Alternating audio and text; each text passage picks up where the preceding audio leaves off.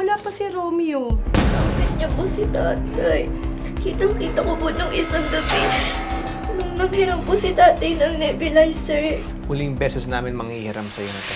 Walang babae yun. Tama ang kutob ko. Ngayong bagong taon. Walang iya ka! Walang iya ka!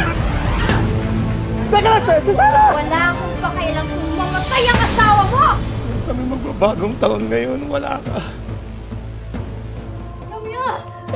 Romeo! Yung anak mo si Elsa. Binugbog ni Carla doon sa may kapilya.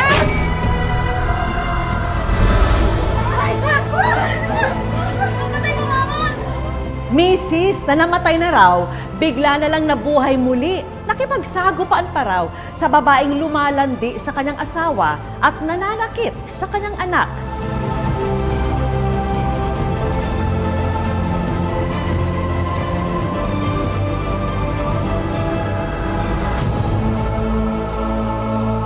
Abangan sa Wish Ko Lang ngayong Sabado, 4 p.m.